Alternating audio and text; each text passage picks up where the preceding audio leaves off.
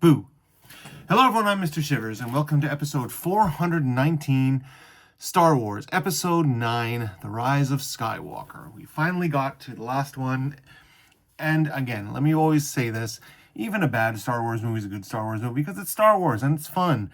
And of the new trilogy, but under J.J. Abrams, this one was the worst. Then again, I really like it. It has a whole bunch of messy stuff where they try to shoehorn in and explain Rey's power by making her Palpatine, which I've never agreed with. It kind of negates everything that Anakin went for up until episode 6 and the redemption from Luke. It just kind of negates all that, and so then it became just this family drama about the Palpatines. Whatever. So them trying to fix it up because they didn't like what Rian Johnson did, and I loved The Last Jedi. If you saw my review of that one, go and watch it. Or if you haven't seen it, go watch it. So there were a lot of things in this movie that I didn't like. Number one, I have an issue with them not having the balls to actually kill off people. I would have been horrified, but respected the fact that they would have killed off Chewie, but they didn't. They hoodwinked us. And I was like, okay, fine. I get you don't want to kill Chewie because he's awesome. But then you don't eliminate C-3PO when C-3PO has to have his memory wiped so he can read the Sith stuff. That would have been a good one to get rid of, because then it would have been a great sacrifice. They needed to sacrifice. They kept pulling back on the sacrifices. And I did like the relationships between Poe and Finn and Rey. They're a great group of friends, whatever relationship you want to call them. And whatever faults you can have with it, their relationships were good. I think my main issue was the whole idea of the Palpatine thing and the corruption of Kylo, and it never really worked out with me. I was never a fan of that. I just watched this movie again, and I still get heartbroken when, of course, when our general, our Princess Leia, sacrifices herself to connect with her son, which allows Rey to defeat him. And then shortly thereafter, when Chewie gets back, he's told, and he breaks down crying because he's lost Han and now he's lost Leia. Even now I'm thinking I'm getting emotional because that was a very impactful thing. That was, Chewie has lived long enough to see the passing of his two best friends, right? And the people he loved and cared about the most.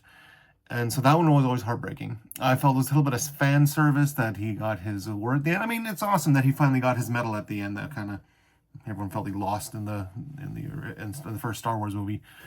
But they never explained how Maz got Luke's lightsaber, which I think every fan was just like, she's like, oh, this is a story for another day. They never told us. I'm fine with not answering questions. I'm fine with them bringing up something like, how did this happen? Oh, who knows? But that's an important part of the lore. Vader cut off Luke's hand. It fell into Cloud City, down into the under for Cloud City, and nobody explained where it went and how he got it back. And that, I think, is important. And they never did it. So for whatever faults the Last Jedi, Last Jedi had faults. Whatever faults The Rise of Skywalker had, it was still Star Wars. It was fun. And who cares at the end, oh, I'm Rey Skywalker. Whoop-de-doo.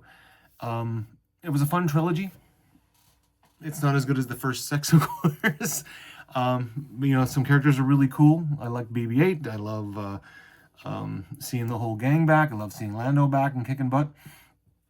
All the ships at the end. I do appreciate Ian McDiarmid as Palpatine. He's a cool Palpatine. He's an awesome Palpatine. So it was really cool to see him back and being his crazy self and then getting killed.